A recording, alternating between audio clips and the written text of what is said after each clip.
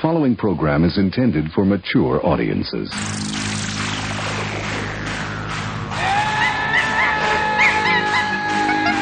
All right. Hello.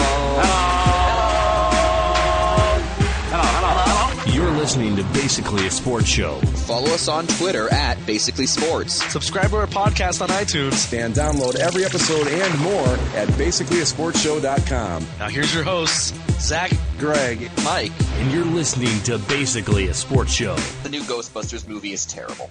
I didn't have any hope for that thing going in. Did you guys? I've heard from different people. I think you're the first one that I've heard that say it's outright terrible. Most people I've heard say it's just kind of, it's fine. Did they basically just redo the old one with the same plot and everything, or did they They changed things superficially, but in terms of like story structure, yeah, it's basically beat for beat the same movie. Why would you want to do that? I don't know. It's the same movie with worse jokes and a worse cast. There's two funny people in it. Kate McKinnon, who plays one of the Ghostbusters, is pretty good. And then Chris Hemsworth is in it, and he plays their secretary, and he's pretty good. Wow.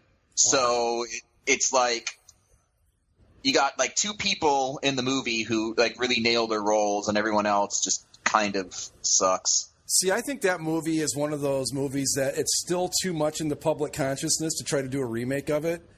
Even though it's not new anymore, it came out in, the 80s, I think, the mid-80s, somewhere in there?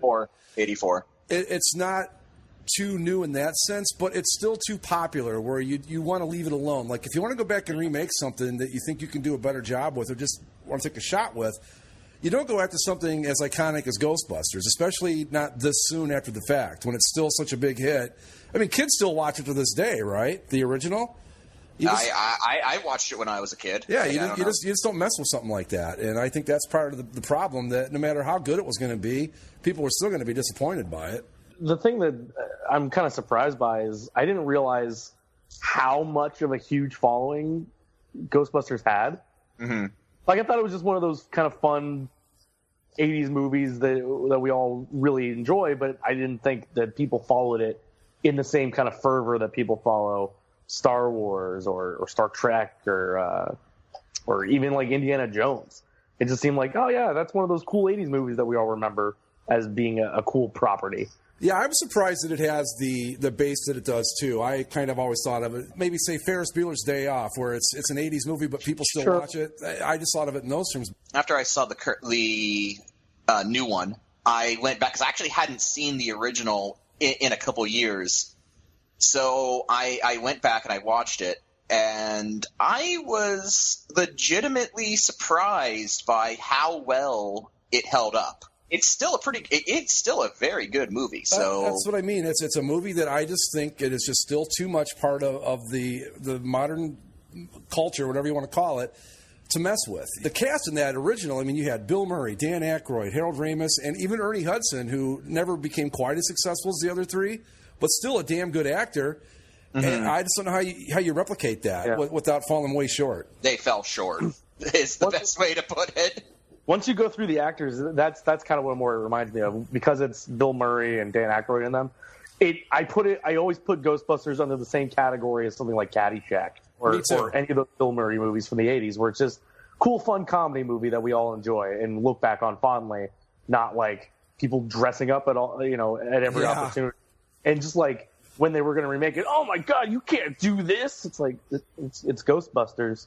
Did you guys not see the cartoon show? I'll give you an idea of how popular it is. Right down the street from where we live, out in front of this house, they have the Ghostbusters mobile, I guess, whatever you'd want to call it.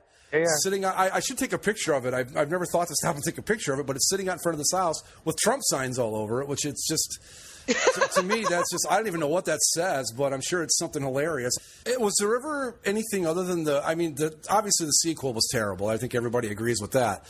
They made Ghostbusters 2, which was bad. They made was there a cartoon show? There was the real Ghostbusters, which was the cartoon based off of the movie. And then there was the extreme Ghostbusters in the 90s. Because, of course, there was. I remember watching the real Ghostbusters. I don't think I remember the extreme one. That's where I got my first introduction to Ghostbusters. I don't think I saw the movie till I was 12. The Extreme Ghostbusters is everything you'd expect a show called The Extreme Ghostbusters to be. Was there anything in the 90s that wasn't made extreme at some point? Oh, no. I mean, come on. Well, everything was extreme. That's a stupid question, Greg. We almost had the Rocky Mountain Extreme as a hockey team name. Yeah, we did. Well, like I said, I had very little hope that this thing was going to be good, mostly because it's been on the drawing board for so long. And the worst part about it is that this is the worst sin any comedy can make. It's just not funny. You have a few jokes that, when the joke hits, you're like, oh, that was kind of funny, so you start to chuckle. But then the scene doesn't end, so they keep just hammering the joke until it's no longer funny. Well, something else that you got to watch out for when you're remaking movies from that era, you could get away with a lot of different styles of humor that aren't going to play as well today. Take a movie like Bad News Bears, for example. You'd never get away with that movie today, even though they tried to make it. Right, but you can't do it today. You can't have the kids swearing, the drinking and all that. That's just not going to fly today. And that's something else I think they don't think about is that the shit that was funny in Ghostbusters in '84, a lot of it, I don't know. I don't remember the movie well enough. Dan Aykroyd spends at least half of the original Ghostbusters movie smoking. Yeah. You just can't do that stuff today. Here's my question for you, Mike, since you're the only one of us that has seen and probably will see the movie. Was it terrible because they had women do the roles, or was it just terrible because it was terrible? It was just terrible because it was terrible. I mean... Good. So everyone else can shut up about it now, right? Exactly.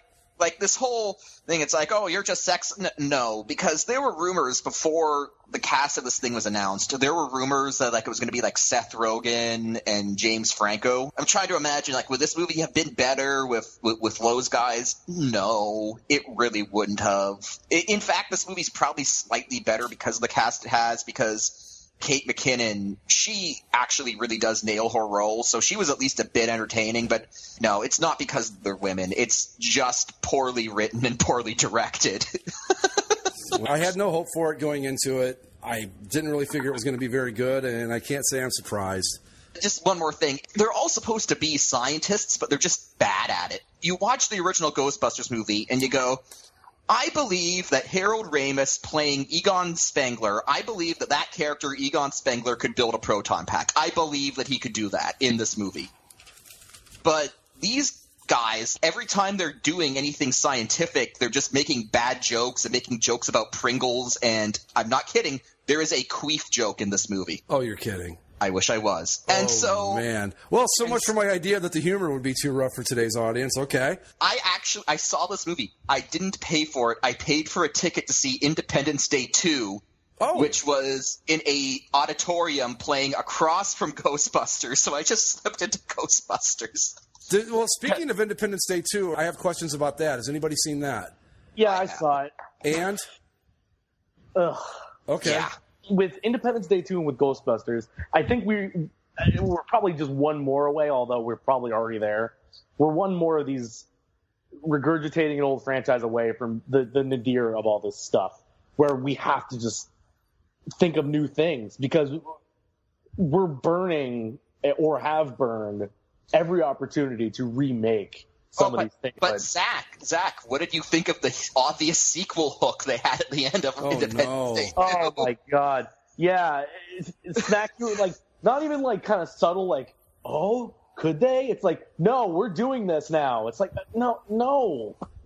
My first reaction when I saw that scene was so I'll see y'all again in 2046, right? Because that's usually how long it takes you to make one of these things. Yeah. Basically, if you haven't seen it, spoiler, whatever, if you care enough.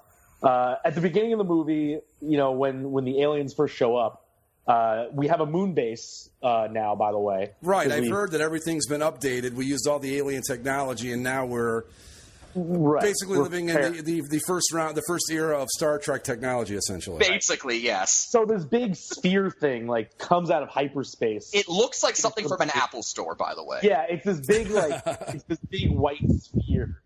And we're like, oh, it's an alien thing. It's not shooting at us. well, we should shoot at it first, of course. So to be fair, that is the most realistic part of this movie, that, an alien force would show up promising peace and prosperity, and our first reaction would be like, let's shoot it dead. Good. Yeah, so it's dead, because they determine that it's not one of the original aliens. It's a different thing, but they don't know, and they shoot it. Not even like 2 minutes later, the big, huge alien ship of the aliens from the first movie come. Which is explained to be like the queen of the aliens. It's the queen ship. Fuck off. Like, yeah. Where the ship is the size of the Atlantic Ocean rather than just little ones. Okay, well, I gotta stop right there. How on earth, no pun intended, are we supposed to defeat something that's the size of the Atlantic Ocean, no matter how great our technology might be? Just the sheer size alone. We have Jeff Goldblum, though. That's our secret weapon. Bill Pullman, too, or not?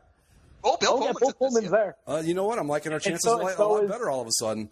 So is Jeff Goldblum's dad from the first movie. Oh, Judd Hirsch. You know what? I'm tell you what. I'm taking that trifecta, and I think we can pull off the upset. And the crazy scientist, the guy that plays Data on Star Trek. Oh, forget it. Now I know we win.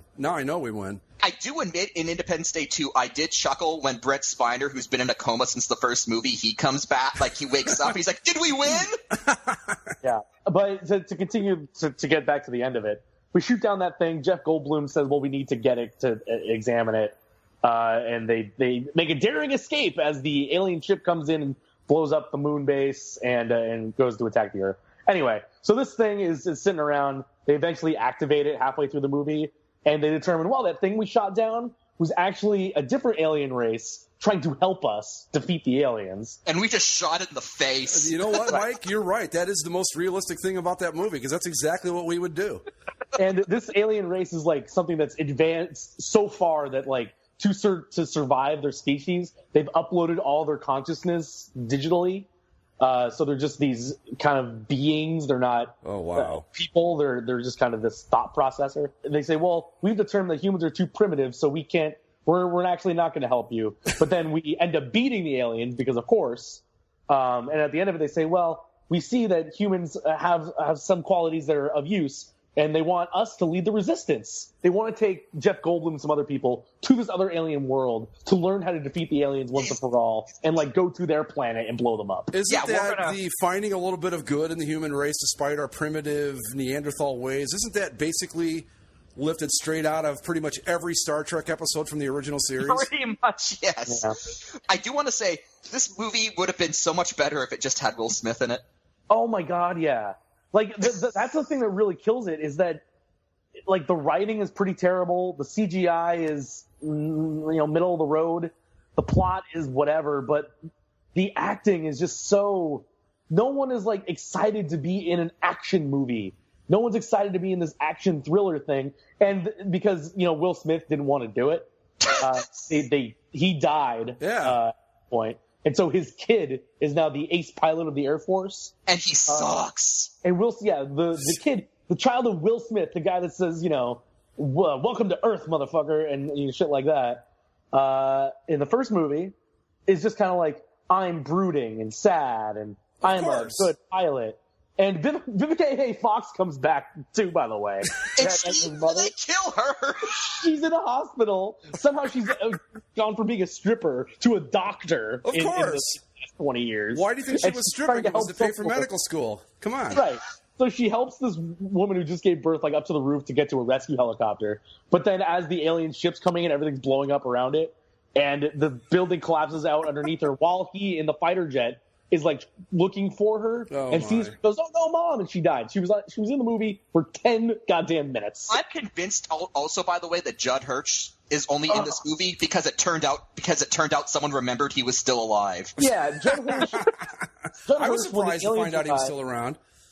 When the aliens arrive, Judd Hirsch is in his boat that he's bought. And in the way that the tidal wave, the tsunami that's coming in from the ship landing over the Atlantic Ocean, there's all these ships in water just coming over the boat, and he surely died, right? Well, no, somehow he survived. And some troop of now orphaned children, where all their parents died in the attack, God.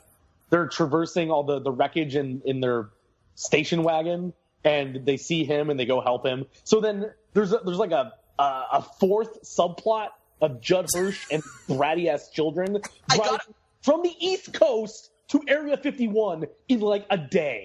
I've got to admit though, Judd Hirsch's adventure with like the ragtag orphan children is easily the best part of a movie. Just like the way you're describing it, it just sounds all kinds of stupid. It's a mess, man. Here's the worst part, Greg. The movie literally starts with the Queen of the Aliens watching the first movie. Yeah. It starts. Okay, it's like Roland Emmerich realized that the only thing anyone really remembered from the first movie was Bill Pullman's, presidential, like his big speech at the end. So the movie starts with like the Queen of the Aliens receiving a distress signal from the armada that we defeated in the first movie. And it just shows like this pulsating graphic of Earth that every now and then intersperses with Bill Pullman being like, "We will not go quietly into the night. Today we celebrate our Independence Day." But speaking of that part of it, Greg. So, Greg, I have a question. Okay. You saw the first one, of course, right? Absolutely, yeah. What were the aliens coming to Earth for? They were like locusts. They come into... Yeah, they came for our resources, and I know this because... What was the resource... when people are coming to Earth, what resource do they normally go after? Water, gold, air, minerals. Apparently, these aliens were here to suck out our liquid magma from the core to pilot their ships. That they just invented this retroactively that, some of these ships were actually drilling into the ground. Oh, my God. Also, the backstory to this movie would have made a much better movie. Apparently, after the aliens were defeated in 1996, like this African warlord waged a 10-year-long guerrilla war against the alien survivors. There was one ship that stayed behind where they were drilling in Africa. Right, I was going to say, and you get the story from this warlord guy. He's like, we did terrible things. We had to learn how to kill them. We learned their language, and it's like. I want that movie. Exactly. That sounds awesome because it's like this African warlord fighting aliens in the middle of the Congo. Yeah, I want to see that. When you saw all the promotional videos and stuff where they were trying to like kind of fill in the gap between the two movies, that was some interesting stuff. I'm like, that's cool. And it kind of gave me hope for maybe the movie would be good. But I'm with you guys. I would have much rather seen the 20 years in between than to go from the original movie to what's happening 20 years later or whatever. Now, here's what's funny. I had a bit of a unique experience watching this movie because I watched it. I actually saw it opening night, and the local movie theater here actually had a double feature where they were playing the original directly followed by the sequel. Right. So I actually – and it had actually been a few years since I'd seen the original Independence Day, and it was the first time I saw it on the big screen since 1996. So I ended the first movie going, you know what? That was kind of dumb, but I really liked that. I was surprised by how much I really liked the first movie. And then the second movie started, and a lot of I felt at first I was feeling the good vibes because it's like, it's these characters again. Okay, that's interesting. And then it quickly devolved into stupidity. Well, yeah. The first one was just all kinds of stupid. There were so many problems with it, but my God, it was just so much fun. It was just one of those movies where you look at it and you go, okay, if you're going to worry about the plot and all these other things, forget it. You're not going to enjoy it. You just got to sit back and let it happen. And it's just a lot of fun. Right, which made sense for the 90s. But when you try to do that same thing now, and the other part was like, again, with the first movie, you had Will Smith and Jeff Goldblum just oozing charisma all over the screen, which is great. Here you have Jeff Goldblum trying to do it by himself, and he does as much as he can do. He does as much as he can, but the two people they got to replace Will Smith are Diet Will Smith, who sucks. Yeah, I don't even know what that guy's name is. And Diet Will Smith, I love it. And then Baby Thor. Baby Thor, yeah. Liam Hemsworth. Yeah, Chris Hemsworth's little brother, who sucks. Henceforth, no matter what movies those guys are in, they're always going to be known as Diet Will Smith and Baby Thor. That's great. I'm going to go back to what I said at the beginning when we were talking about Ghostbusters. This is another movie that you probably don't want to mess with. This wasn't a remake, obviously, but the ending of it was you just don't go anywhere from there, other than to go somewhere really stupid, which it sounds like is exactly what happened. Right. Where do you go from the end of that movie? Where do you go from the end of the first movie? I mean, we rebuild everything, and that's that, and okay. Well, that's the other thing is we're in an unprecedented time of world peace. because everyone's come together. There's no war or anything like that anymore. There's just the Earth Defense Force. But that kind of point is something that I learned or kind of got expanded on by the Red Letter Media people, the guys that did those terrific, deconstructions of the prequels, the Star Wars prequels. Right. Yeah. They have a regular show on YouTube, and they did one for this.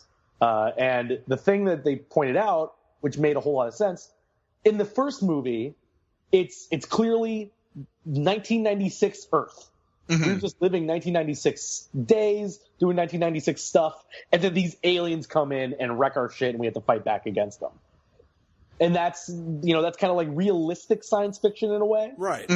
Where now, once we've taken this alien technology and we've rebuilt it, and it's this world peace, and et cetera, et cetera, et cetera, it's completely made up. It has no connection to the real world other than... Exactly. See, I've seen that criticism a bunch of times from all sorts of different places saying the exact same thing. I mean, in the first movie, you could relate to, if you lived during the 90s, you could relate to that first movie. It's like, this is how 1996 humanity would respond to this sort of crisis. Right, and you see 1996 landmarks being destroyed. It's just this made-up future that isn't based in anything that we can, feel for. Also, they the first movie, it was powerful when you saw those cities get destroyed. Here, London, New York, Washington, and Hong Kong, I think, are completely destroyed as an afterthought. Yeah, and I love the fact that they decided to show China this time because we need that Chinese theater money. In the same complaints that you've always had about your latest run of Transformers movies, Mike. It's all about that China money. You gotta have the China money these days. It's a tradition like no other. The second annual, basically a sports show, Ask Us Anything edition.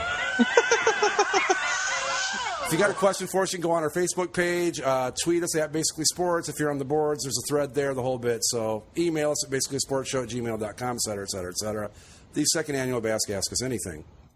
The Ask Us Anything. But yeah, so anyway, now that we're done with the movies, what do we want to move on to? Let's talk about the All-Star Game, guys. Yeah, we could talk about the All-Star Game. Did you guys watch it? No, I didn't. I watched the Home Run Derby. I did not watch the All-Star Game for the first time in a while. I had it on, but I think the American League won, right? Yes. Okay. Field advantage. Suck it, National League. Hosmer was the MVP. Yeah, because I saw Hosmer hit a home run. I saw two. I think Perez hit one too. Yeah, they each hit a home run in the second inning, and that was breaking Mike Trout's streak, trying to go for 3 straight MVPs. How dare they? The other thing I thought was interesting about it, even though it was being played in San Diego, the American League was the home team in this game, which I guess was something to do with because the city's the way it was playing out or something like that. Yeah, because last year it was in Cincinnati. Which is, by the way, hilarious when you consider what the Padres had to do because of that. Right, they had their All-Star Game uniforms that they couldn't even wear. Before the season, the Padres had their All-Star Spectacular Special Edition home uniforms with the gold, and then because it turned out that the NL was going to be the designated road team, they obviously couldn't wear their All-Star Special Edition jerseys. But then they got permission from Major League Baseball and made up a special one-time uniform for this game, which is basically just a gray version of the Special Edition All-Star home jersey. My question is, if you can make a gray version of this All-Star Special Edition jersey that matches the home jersey on such short notice, why didn't you just do that from the start and have a matching home and road set? Why don't they just go back to brown and gold and get over with it? Because we know that's what they're going to do. I don't ask this as a joke. I'm dead serious. What are their official colors this year? I don't know. I'm dead serious. Yellow, brown, is it the gold. Brown and gold? Is it the brown? Is it the blue, gold, and white? What is it? Their home jerseys are the one-year All-Star jerseys with the white, blue, and gold. Okay. And they have an alternate, which is blue. They also have another alternate, which is the brown and gold. And the road is gray, blue, and white. It's the same as the previous set from like a year ago, right? They didn't change anything about it. Yeah, the only things they added this year were the brown and gold jersey and the one-year blue and gold All-Star jersey. Also, I just wanted to add in because, we've talked about some pretty shitty movies. We've talked about the Padres' incompetence. I just want to add a bit of levity, a bit of good feelings. I am currently drinking some Crystal Pepsi, and it is delicious. The wizardry of Crystal Pepsi makes its return. Doesn't it freak you out to drink a clear liquid that tastes like the brown one? I never had it during its original run, so this is like the first time I've actually ever had Crystal Pepsi, and I did not, like, my brain and my tongue didn't know how to talk to each other for, like, that first couple of It would just totally freak me out because it's supposed to taste like 7-Up or Sprite. It's not supposed to taste like Pepsi.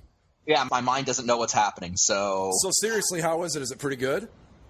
Yeah, I would buy this all the time if they brought it back as a regular Is product. it regular Pepsi but just clear, or does it have a different flavor than regular Pepsi? It doesn't taste like regular Pepsi, but it definitely does taste like a brown cola. Okay. The best way to describe it is it kind of tastes like regular Pepsi if regular Pepsi had an ever so slight citrusy twist to it. Breaking news on the Republican National Convention. Oh, Lord. A Republican official named Steve King actually had the gall to go on MSNBC and ask, what have minorities contributed to civilization? Wow. Well, I guess you could talk about George Washington Carver. He had some pretty significant contributions to society. Or Albert Einstein, theory of relativity, or the Arabs who gave us the current number system. But, let's not. To bring politics back into the All-Star Game for a second. And this concerns you, Mike, your proud country of Canada. We didn't see this down here in the States. They didn't show the Canadian anthem on American TV, but those in Canada got to see something truly special. The Canadian group, the Tenors, got to sing the anthem. And according to them, one lone rogue wolf member decided to change the lyric. With glowing hearts, we see these rise, the true north, strong and free. He decided to change it to, we're all brothers and sisters, all lives matter. He's also somebody that if you go to his Twitter page, he has things like about flat earth theories and mind control waves. And this is what he decided to tweet. I've been so moved lately by the tragic loss of life and hope for a positive statement that would bring us all, in caps, together. All caps, one love. I speak for the human race and the lives of all sentient beings. Love, peace, and harmony for all sentient caps, beings? Does he think he's fucking Optimus Prime? Harmony for all has always been my life's purpose. From the bottom and all corners of my heart, be good to one another, love another. Let us all live in peace. It is everyone's birthright. Once we awaken the love within, we will never be without. Peace with us all. Here on our flat earth. With the mind control race. With the mind control race. This is... You can't make this stuff up. Between this and the current presidential season, we actually just might be living in the end times. We are barreling towards the bottom of the barrel, and I don't know what's going to happen when we get there. It's a great time to be a human. This is why whenever I watch a movie, and it's usually a superhero movie where the villain is like, we need to cull the human race to survive, I'm like, you know what? He's got a point. Little thinning of the herd, so to speak, is what you're saying? It's not the worst idea.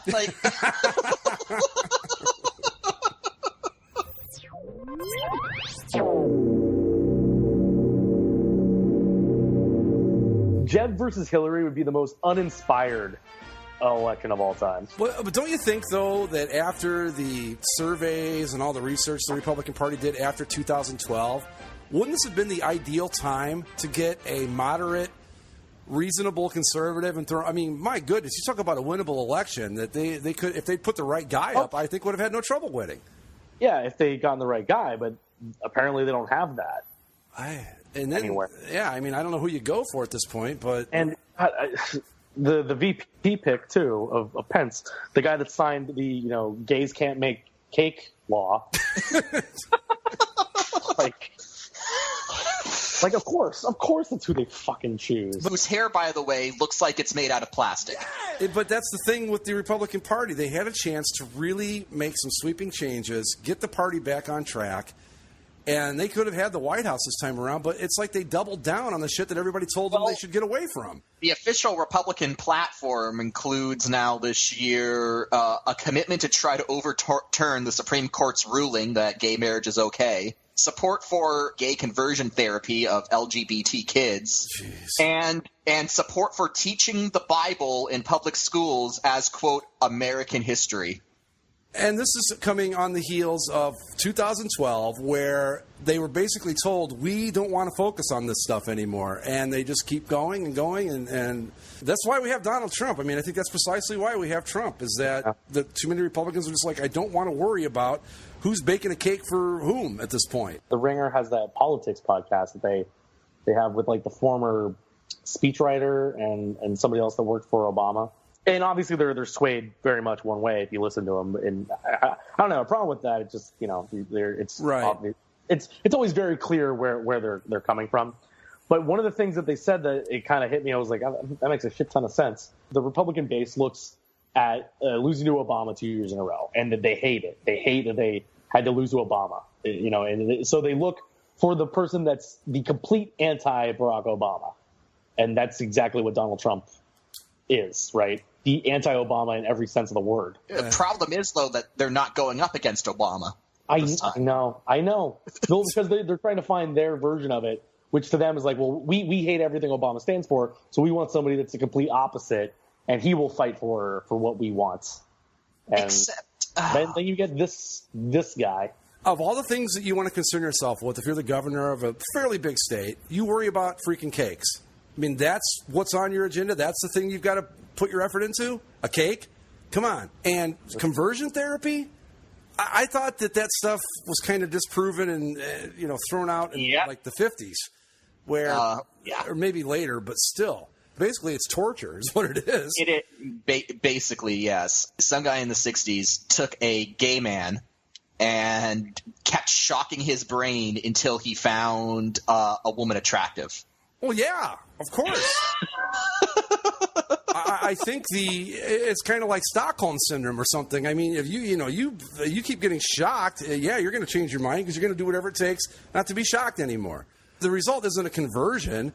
It's just a behavioral modification where the guy's like, I'm not going to get electrocuted anymore, so I'm going to do what it takes to keep me from not getting electrocuted. That's what it is. It's ridiculous.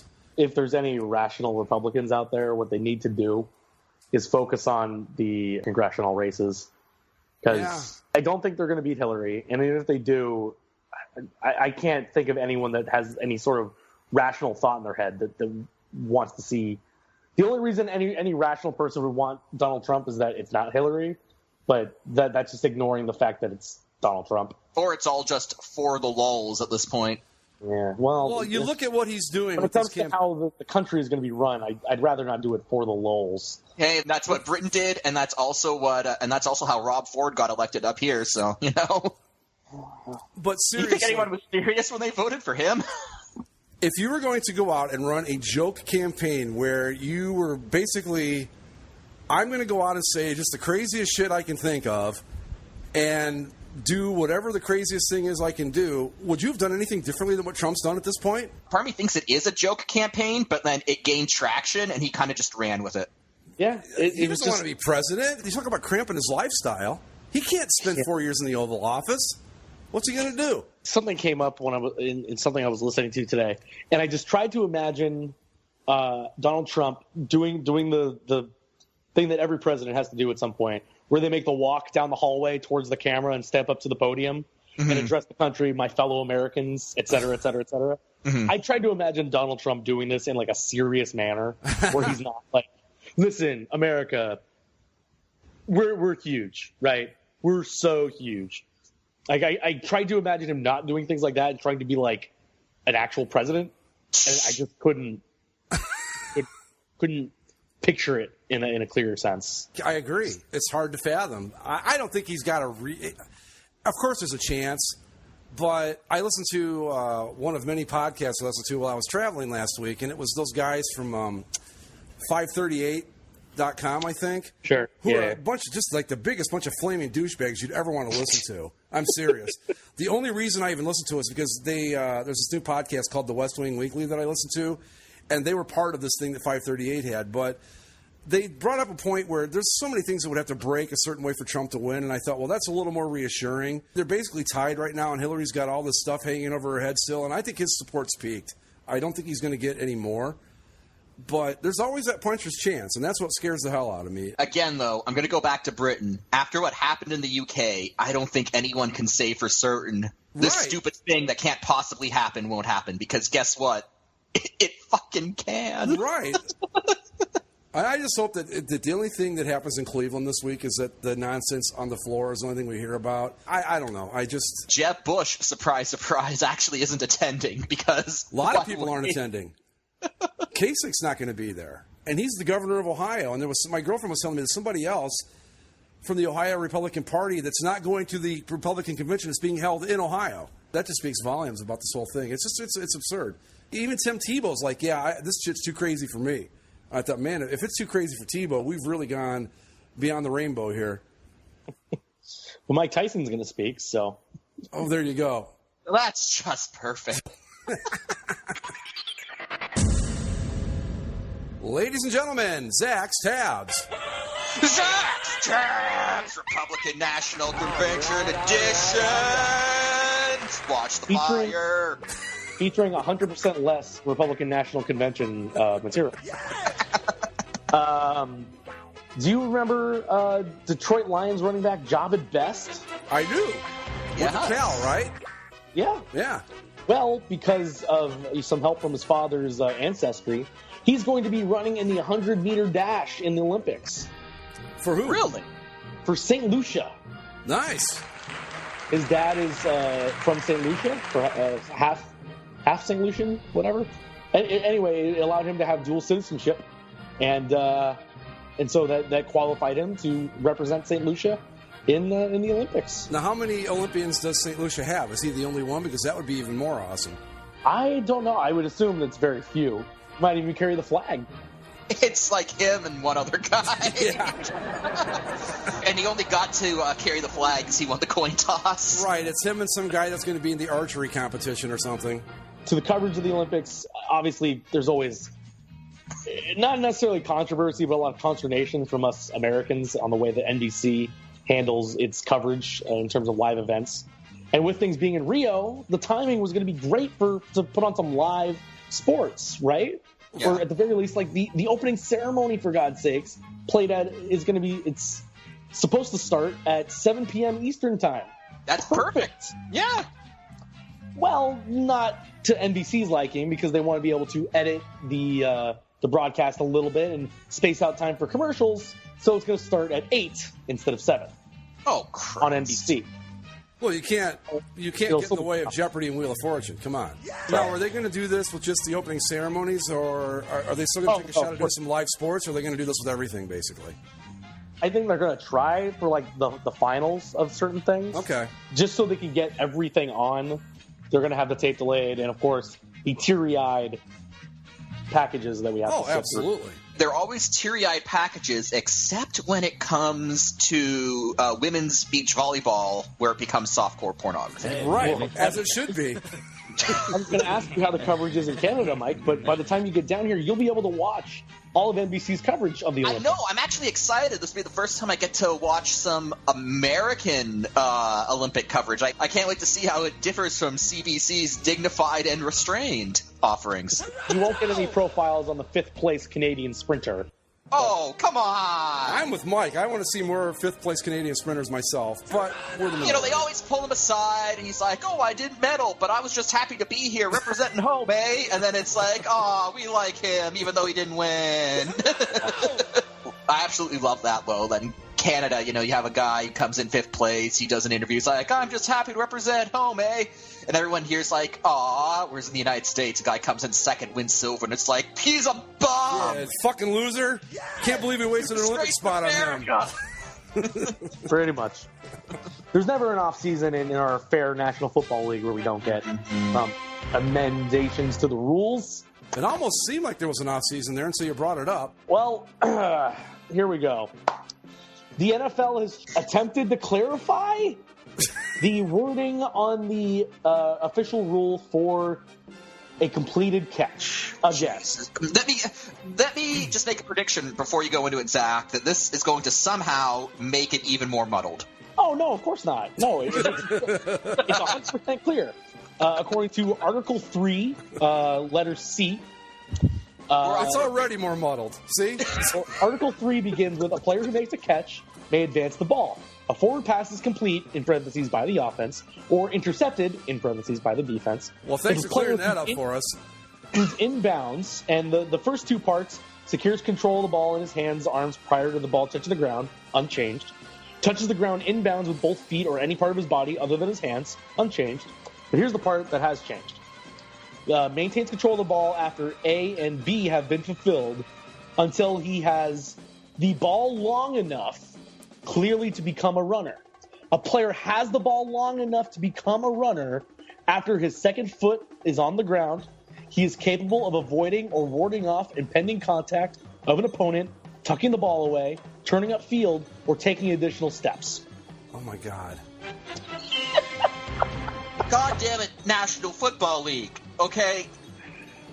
I could go out to a field at a high school or middle school during, lunch, and kids are playing football, and I could ask them, hey, how do you know if a pass has been completed? And they would give you a better answer. It's balls in your hands, 2 feet on the ground, and you can move. Here's an idea. I forget which Supreme Court justice it was that said this, but I've always thought it applies to pretty much anything where there's a question. It was about pornography, and he said, I can't define it, but I know it when I see it. Wouldn't that work for a catch in football? Just tell the officials, look, we can't define it, but you know what the fucking thing is when you see it. I'm gonna quote William Shakespeare. Actually, brevity is the soul of wit. That too. But it's as simple as that. We all know. I think for the most part, we can watch a replay, and all of us that watch football can go, yep, that's a catch. No, that's not. Simple as that. Let the officials make the call. It's a catch. And if they watch maybe it doesn't seem like it on first glance, you go back, you watch the replay, and they go, yep, that's a catch. We're not looking for some checklist we got to go over. It's just like, do all 6 of us agree that's a catch? Yes. Or maybe 4 out of 6 of us, whatever it takes. Yes, that's a catch. Simple as that. Because that explanation you just gave, I don't even know what the fuck that means. I really don't. No, I was trying to follow it, and I got kind of lost. I did too. When they started. I'll do it again. Oh, no. Because that'll clarify it. Right. Control the ball after A and B have been filled, 2 hands, ball, feet on ground. I think this is around the time I kind of get lost. Like, A, what was A again? A, secure ball in hands. B is have both feet on the ground. Okay. If you have already completed the catch, this is what else you need to do to make sure that it is a completed pass. Oh, so this is how we clarify what a completed catch is after a catch has already happened. Well, remember, it used to be a football move, a move common to the game, and now it is until he has the ball long enough to clearly become a runner. And then okay, let's stop right there and define that. Well, that's what the definition is here. A player has the ball long enough to become a runner when, after his second foot is on the ground, he is capable of avoiding or warding off impending contact of an opponent, tucking the ball away, turning up field, or taking additional steps. What about those catches that we see all the time where the guy catches the ball with the 2 feet, barely keeps him in and falls down? At what point does he become capable of running the ball during that process? Yeah, exactly. Like those tiptoe catches in the end zone, right? Mm-hmm. Yeah, or along the sidelines. He's inbounds, he caught the ball, but he clearly had no opportunity to become a runner. San Antonio Holmes in Super Bowl, whatever it was, against the Steelers or against the Cardinals. The end zone is always different because it's one of those things where you just need to break the plane. As long as you can establish that you are feet on ball, or hands on ball, feet on the ground, possession, and then that's like, I don't know, man. I'm just saying, let's move Holmes back out to the 2-yard line, makes that same catch. At what point is he able to become a runner, or better yet, avoid a player or make him exactly? No, exactly. At those kind of catches, if it's not in the end zone, those players have no opportunity to actually become a runner, but they've clearly caught the ball in bound. I'm going to go back to my original argument. Just say, you know what it is. You can't describe it, but you know it when you see it. Call it like that. Everybody will be fine. Touchbacks on kickoffs are now moved to the 25-yard line. I don't like that. Don't like it. I don't either. It's always been the 20. What is What does the extra 5 yards do for anybody? It adds, supposedly, you know what it is? It's another step to try to add more freaking offense to a game that's already got too much, if you ask me. Is it really that hard to get another 5 yards? Well, it depends on the team. I mean, ask the Cleveland Browns that question. Yeah, I was going to say, for the Browns, baby. A player who gets 2 fouls for certain kinds of unsportsmanlike conduct is automatically ejected. That's a good idea, I think. Okay. And then this last one, I don't understand how this is being enforced, or how it was enforced before. Multiple spots of enforcement for a double foul after change of possession have been eliminated. Wait, what? I don't know what that means. I actually do not know what that means. Like, I need an example. Don't either. I don't understand what that means. Right. Well, speaking of that, we're only about 3 weeks away from the season 4 of Basically a Football Show. Is that right? Yeah. Wow. We're, about 4 weeks, about a month probably. One of the main points in our preview, of course, will be the conclusion and the final ramifications of Ballghazi, Deflategate. It's over. Thank God. It's over, guys. Tom Brady, after going to the appeals court, the next spot he could have gone to was the Supreme Court, and Tom Brady says, I'm not going to do it. That's why I'm disappointed. I wanted him to go to the Supreme Court. So I did too, in a way, but then I also thought, do we really need to waste the time of the highest court in the land on this bullshit? Okay, at this point, the state of the United States, yes. Yeah, that's true. Yeah. That is the natural conclusion to the story. 544 days later, it's over. Finally. Tom Brady's first game will be in Week 5 against your Cleveland Browns. Oh, good. That's perfect. Just in time. That's going to be the game where he comes back pissed off. Right. He's going to come back and pass for 740 yards and 9 touchdowns. And okay. Yeah. At least it's finally over, for fuck's sake. I mean, my God, I can't think of another story. A year for this bullshit. I don't think the OJ trial took this long. Jimmy Garoppolo will be at the helm for the Patriots for their first 4 games. On the road to open up the season at the Cardinals for Sunday Night Football. Ooh, that's going to be lovely. At home against the Dolphins versus the Houston Texans on a Thursday, and home against the Buffalo Bills before Tom Brady gets back at the helm for an NFC North slate of Browns, Bengals, Steelers. They should be 3-1 out of that stretch, even with what's his face, Garoppolo at quarterback, or Garoppolo. Yeah, the Cardinals should probably beat them. Yeah. Then Dolphins, Texans, Bills. You should beat all those teams. Maybe the Texans might give them a game. Unless the Bills are going to be, hey, maybe this is the year Ryan Tannehill finally does it, Greg. Yeah, okay.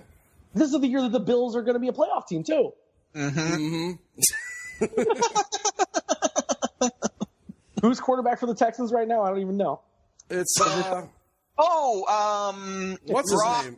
Brock Osweiler. Oh, right, right, my boy Brock, of course. Yeah, because the guy who is the Broncos. Oh, he's our quarterback of the future. Except I guess Mark Sanchez is available. Last thing I have here is about the University of North Texas. The Mean Green. Yes. As you go to any college bookstore, they have everyone pretty much has the same items: T-shirts, sweatshirts, whatever. And one of the more popular things people get, of course, is a coffee mug with the initials of the university on there, whether it's Arizona State, ASU, or UCLA, USC, etc. University of North Texas, their initials are UNT. So when you put these on a coffee mug and you have it on the same side as the mug where the handle is, the handle on the coffee mug makes an unfortunate word appear on your coffee mug. Oh, that's not good. That's funny, man. Come on. That is funny. Initials are NT. No. So you can get many a style. It's more. It definitely stands out more when you have a colored handle on a white mug, so it looks like a colored-in letter. This is like this is almost as bad as those short shorts they make for girls for University of South Carolina. Yeah, just cocks across the ass. Yeah. This is almost as bad. And good job on the online store for the school for putting the handle on the other side there. But I'm sure there's still plenty you can buy that. Oops. Did no one catch this before it got out? I always wonder how this stuff gets past everybody. I'm glad it does, but I still wonder how it happens. Yeah. Anyway, the last thing I want to touch on, because I don't know how we could go through this whole show and not talk about the craze that is taking the world by storm. Oh, Jesus. Oh, I was going to bring this up at the top of the show. You're talking about Pokemon Go, right? Pokemon Go. Yeah. I want to be the fairy bear. I'm currently a level 18. I've caught 500 different Pokemon. I caught an 800 Snorlax today. I've got 79 of the first 151. I would just like to step in and say that he is saying this in front of essentially the entire world. Anybody could listen to this. Okay, all right. Yeah, are you kidding? I'm glad. I will say this about it. What little I understand about it, I'm glad about this. It's got people outside walking around, and I think that's always a good thing. Until they walk off cliffs and get hit by cars and stuff like that. There's some girl that got hit by a car while playing Pokemon Go, and then is trying to sue the person that hit her. Even though when you open the app, there's a very distinct picture that says, "Please be aware of your surroundings. Don't just stare at your phone the whole time." I've got to admit, my Pokemon Go experience is not quite as impressive. I've got I just installed it today at the movies. So I caught a Charmander at the movies, and so that's where I'm at. Pokemon. Yep. Oh, Charmander's always been my start. Yeah, Charmander was a starter. The thing that's great is, like, I've gone out and just walked around my local park because there's plenty of these Pokestops where you can get more items and Pokeballs and things. Mm-hmm. And as I've walked around, everyone you see that if you see anyone walking around looking at their phone, I'm just gonna go ahead and assume they're playing Pokemon. And I went to a park, sat on a bench, and started doing a gym battle. And some other guys came up to me and they're like, "Hey, you playing Pokemon?" I'm like, "Yeah." "Oh, what color are you? What's your team?" Like, "Oh, I'm Team Valor. I'm Team Red." And then we had a conversation. Of course, you're Team Red. Everyone should be Team Red. Right. Well, tell that to the idiots that have joined Team Blue. The loners that are over there, like, "We're going to be independent and join Team Yellow." Well, screw you. You're an idiot. There's like 10 of you. Shut up.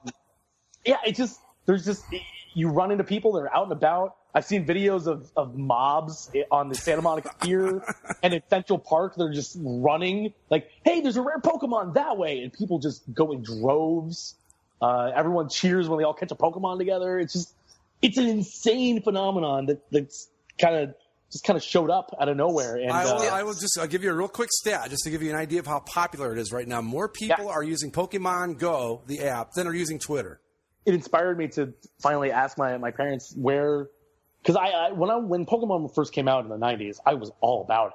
Oh, I had the cards. I had the action figures. I had the video games. I watched the TV show. I think I even bought a couple of the comic books. I had some T-shirts. But when it came to the cards, I was lucky where my mom would set me up with some good packs, and like she paid some money. But we could also go on eBay, get some rare cards, get full sets when a new set would come out. I got this full like Team Rocket Dark set of cards. Ooh. And it was just like, I wanted that set. I never got it. I wanted that set. I had the full set.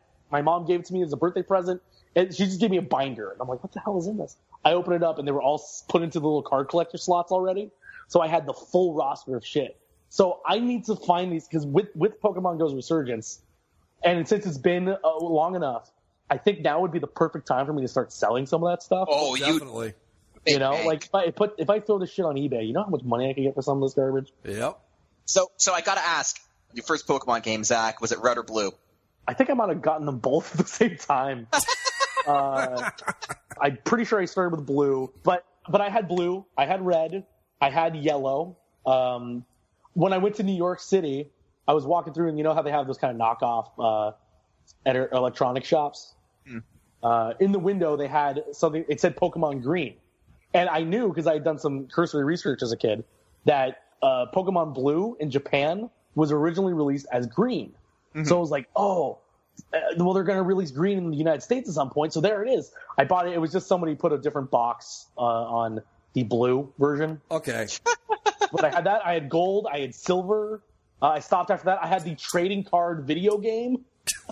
See, I never got the trading card video game because at that point I was kind of like, "What is this?" I had Pokemon Pinball on my Game Boy. Guys, let's wrap up the show. You guys can keep the conversation about Pokemon going afterwards, but we might be losing the audience at this point. So no, everyone is here, right? given how popular this app is, I sincerely doubt it. I understand that, but we're getting a little deep into it here. So, Greg, just because you're old. Hey, I was the one that brought up the damn thing. You just don't get it. No, I don't, but that's okay. I'm not knocking anybody. I'm just saying that we're getting really inside on it here. That's all. You'll just never be the very best, like no one ever was, Greg. You just don't have the metal to be a Pokemon master. Okay, Sorry. Anyway, that's going to do it for us, folks. Don't forget, we have a Ask Us Anything episode coming up next week. If you'd like to get in on the action, go to our Facebook page. If you're on the boards, you already know where the thread is. You can email us at basicallyasportshow.com and tweet us your questions at basicallysports on Twitter. You can also subscribe to the show via iTunes, Twitter, YouTube, and Stitcher, I believe, right? Anyway, subscribe via all the outlets and all that other good stuff. Don't forget about the Ask Us Anything next week. And with that, we're going to call it a night. And so these guys can go back out and get to doing Pokemon Go stuff. So we'll see you next time. Bow, bow, bow, now. Gotta catch 'em all.